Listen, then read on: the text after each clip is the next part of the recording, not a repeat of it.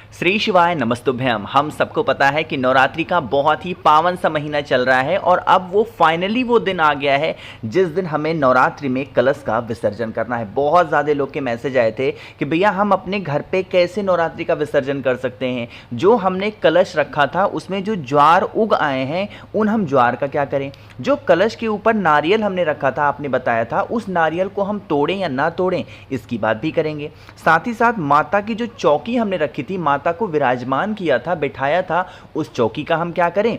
चावल के ऊपर ही तो आपने कलश को रखा था, उस चावल का क्या करें। और जो आपने नवमी तिथि को हवन किया उस राख को क्या करना है। साथ ही साथ माता को जो श्रृंगार की सामग्री समर्पित की थी उसे आपको क्या करना है। तो इसी सभी सवालों के जवाब आपको इस पूरी वीडियो में मिलेंगे। बहुत ही ध्यान से इन सभी चीज़ों को सुनिएगा और करने की कोशिश भी करेंगे, ठीक है ना। देखो, सबसे पहले तो मैं आपको छोटी सी बात ये बता दूं कि आपके दिमाग में ये होगा कि भैया हम लोग कलश का विसर्जन कब करें, 11 तारीख को करें या 12 तारीख को करें, ठीक है ना।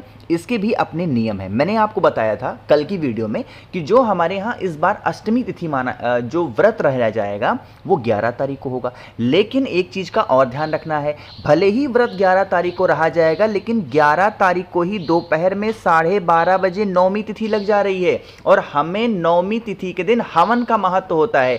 इसीलिए आप किसी भी ब्राह्मण देवता, किसी भी पंडित जी से पूछोगे वो हमेशा यही कहेंगे कि आपको 11 तारीख को दोपहर में 12:30 बजे के बाद में आप हवन करा सकते हो, क्योंकि 12 तारीख को 12 अक्टूबर को जो नवमी तिथि है, हवन का जो टाइमिंग है वो खत्म हो जाएगा कब, दोपहर में 12:30 बजे। तो इस चीज का विशेष ध्यान दीजिएगा कि जो आप हवन कराएंगे वो नवमी तिथि के बीच में कराएंगे। आपको 11 तारीख को 12:30 बजे से लेकर के और 12 तारीख को दोपहर के 12:30 बजे के बीच में आप हवन करा लेना है ना। कुछ लोग कहेंगे पूरे दिन नवमी, ऐसा कुछ नहीं होता है ना। हमारे हिंदू धर्म में, सनातन धर्म में जो तिथि सूर्योदय के समय होती है वो तिथि मानी जाती है। इस चीज का ध्यान रखिएगा। और नवमी तिथि को हवन का ही महत्व है, व्रत का महत्व नवमी को नहीं होता है ना। अब यहाँ पे आपको समझ में आ गया कि आपको हवन कब करना है। अब यहाँ पे जो सबसे बड़ा डाउट आप लोग को है और उसी की बात हम लोग करने वाले हैं, जो कलश की स्थापना आपने अपने घर में कर रखी है, एक एक चीज को आपको बताऊंगा। सबसे पहले बताने जा रहे हैं कि जो ज्वार है ना, आपने अपने घर में जो कलश रखा होगा, स्थापना करी है, उस कलश में जो जौ उगाए हैं ना, जो ज्वार होते हैं ना, ऐसे ऐसे करके उगाते हैं। सबसे पहले समझो कि उनका मतलब क्या होता है। जिन भी लोगों के घर में ज्वार ज़्यादा मात्रा में उगाते हैं नवरात्रि के दिनों में, उनके घर में कभी धन की कमी नहीं होती है। और इसका ये भी संकेत होता है कि देवी माँ हमारे किए गए पूजा पाठ से प्रसन्न हुई हैं, जिससे ये जौ ज़्यादा मात्रा में निकले। आप बहुत सारे ऐसे घर देखोगे जिनके घर में जौ ज़्यादा मात्रा में नहीं निकलते। इसका मतलब कुछ ना कुछ, अब नाराज नहीं होती है देवी माँ कभी भी, बट कहीं ना कहीं हमसे पूजा पाठ में या फिर किसी चीज में कोई भी कमी रह गई है जिससे ज्वर नहीं उग पाते, ठीक है ना। अब देखो, ये जो ज्वर उगे हैं ना, इनको हमें क्या करना है, हमारे घर के आसपास में कोई भी नदी हो, तालाब हो, कुआं हो, बावड़ी हो, वहां पर लेके जाना है और इन जौ को नदी में विसर्जन कर देना, ठीक है ना। पहली चीज। दूसरी चीज, आपने ये जो कलश की स्थापना कर रखी है, इस कलश के ऊपर ये जो नारियल रखा है, दूसरा जो सबसे बड़ा सवाल आप लोगों का होता है कि भैया इस नारियल को हम क्या करें। हम क्या इस नारियल को तोड़ सकते हैं या फिर खा सकते हैं। इसका जवाब है हाँ, ये माता का प्रसाद होता है, तो आपको इसे कहीं फेंकना नहीं है, किसी को देने की जरूरत नहीं है। बहुत सारे घर में इसको फेंक देते हैं या फिर पंडित जी को लोगों देख देते हैं।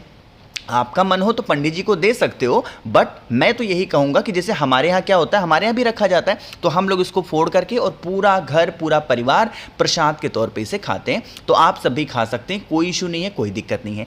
कुछ लोग ये भी कहते हैं कि भैया ये जो नारियल है, जब हम इस नारियल को तोड़ते हैं तो ये नारियल खराब निकलता है, फिर इसमें से अजीब सी स्मेल आती है सड़ने वाली। तो इसका क्या मतलब होता है, जो नारियल अगर हम फोड़ते हैं देवी माता के सामने, अगर वह नारियल खराब निकल जाता है, इसका पूरा मतलब होता है कि आपके लगाए हुए प्रसाद को देवी माता ने स्वीकार कर लिया और पूरा भोग ग्रहण कर लिया। इसीलिए प्रसाद क्या होता है, खराब निकल जाता है। तो अगर आपके यहां खराब निकलता है तो उदास होने की जरूरत नहीं है, इसका मतलब है देवी माता ने उसे ग्रहण कर लिया।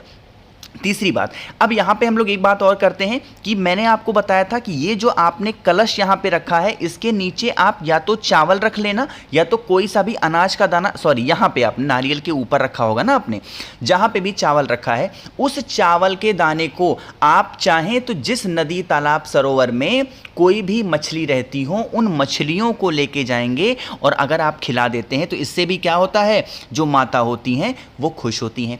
तीसरी बात, अगर मान लेते हैं नदी तालाब नहीं है घर के आसपास में, तो आप किसी भी वृक्ष के नीचे जो चावल का दाना था ना उसको आप रख सकते हो, ठीक है ना।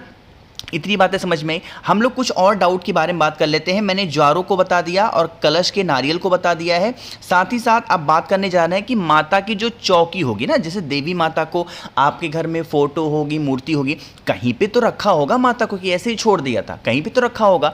तो जिस चौकी पे देवी माता को रखा था, सबसे पहले माता को हल्का सा उठा करके अपने घर में रख लेना। उसके बाद में जो चौकी के ऊपर आपने चुनरी बिछाई थी या लाल कपड़ा बिछाया था, उसको आपको उठा करके और वॉश करके धुल करके अपने घर में संभाल के रख देना। और ये जो चौकी थी, इस चौकी को भी धुल करके आप अपने घर में पूजा पाठ वाले स्थान पे, उस पर बैठना मत कोई लोग कि नहीं अब चौकी है, पीढ़ा है तो बैठ जाएं, उसको संभाल के रखना। और जब जब नवरात्रि पड़े, कलश का स्थापना करनी हो तो उसी चौकी का इस्तेमाल किया करो, ठीक है ना। चौकी वगैरह को दान नहीं करते हैं। तो मैंने माता की चौकी बता दिया, चावल की बात भी हमने कर ली है। साथ ही साथ एक जो सबसे बड़ी बात है ना उसकी, कि भैया जो हवन हैगी, जो हम लोग नवमी तिथि के दिन जो हम लोग हवन करेंगे, उस हवन को हम लोग करेंगे क्या। देखो यहाँ पे हवन की फोटो में लगाना तो भूल गया, बट ऐसे बना के मैं दिखाने की कोशिश कर रहा हूँ। देखो जब भी नवमी तिथि को, कुछ लोग रामनवमी बोलते हैं, कुछ लोग महानवमी बोलते हैं, आप जो कुछ भी बोल लो, जब आप इस हवन में कर लो, मतलब हवन कर लो किसी पंडित जी के द्वारा या फिर खुद से ही बहुत लोग करते हैं, और हवन जब ठंडा हो जाए, बिल्कुल एकदम ठंडा सा हो जाए, उसकी राख को उठा करके अपने घर के प्रत्येक कोने में थोड़ा थोड़ा करके डाल देना। इससे क्या होता है, हमारे घर में जो बीमारियाँ आती हैं वो बीमारियाँ खत्म होती हैं, और जिस भी कारण से हमारी फैमिली में लोग बहुत अशांति के तरीके से रहते हैं, हमारे घर में लोग अच्छे ढंग से रहने लगते हैं, घर में सुख शांति समृद्धि प्रदान होती है, ठीक है ना। तो कुछ लोग हवन की राख को भी ले जाके पूरा विसर्जन करते हैं। पूरा नहीं करना, विसर्जन तो हवन की राख को करना ही करना चाहिए, बट आपको पूरा नहीं करना है, थोड़ा सा हवन को घर में छींट भी देना, ठीक है ना। इतनी चीज़ें समझ में आ गई हैं। एक जो सबसे बड़ी बात है वो ये है कि जो श्रृंगार का सामान हमने देवी माता को समर्पित किया था या फिर चढ़ाया था, उस श्रृंगार के सामान को हम क्या करेंगे, आपके घर के आसपास कोई मंदिर हो, उस मंदिर में आप जाना, और कोई भी अगर आपको पंडित जी दिखाई दें तो श्रृंगार के सामान का दान ही सबसे बड़ा दान माना जाता है। इस चीज़ को पता होना चाहिए आपको। जो श्रृंगार का सामान देवी माता को हमने समर्पित किया है, आपको वही श्रृंगार का सामान किसी भी पंडित जी को अगर आप दान करते हैं तो इससे आपके घर में सुख शांति और समृद्धि आती है, ठीक है ना। तो इस काम को करेंगे। अब इतनी सारी चीज़ें तो आपने कर ली और आपको ये भी समझ में आ गया होगा कि जो विसर्जन हमें करना होगा, ज्वार को कैसे करना है, कलश कैसे करना, चौकी कैसे करना, ये सब कुछ। एक सो सबसे बड़ा है कि भैया विसर्जन करें हम कब, इसकी तो बात बता दो। विसर्जन ज़्यादातर 10वीं तिथि को किया जाता है, क्योंकि 9वीं तिथि तक क्या होता है, हम लोग व्रत ही रहते हैं। तो जिस दिन तक हम लोग व्रत रहते हैं उस दिन विसर्जन नहीं करते हैं। अगले दिन 10वीं तिथि के दिन, जिसको हम लोग विजयदशमी भी बोलते हैं कुछ लोग, उस दिन आपको विसर्जन करना चाहिए, ठीक है ना।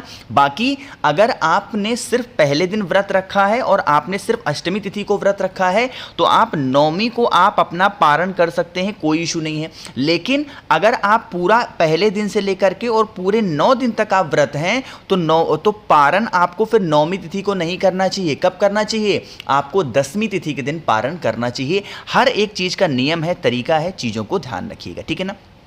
चलो अब एक बात और बता देते हैं। जैसे कुछ लोग ये भी कहेंगे भैया कलश के अंदर हम लोगों ने सिक्का डाल रखा था और हम लोगों ने जो हल्दी होती है उसको डाल रखा था।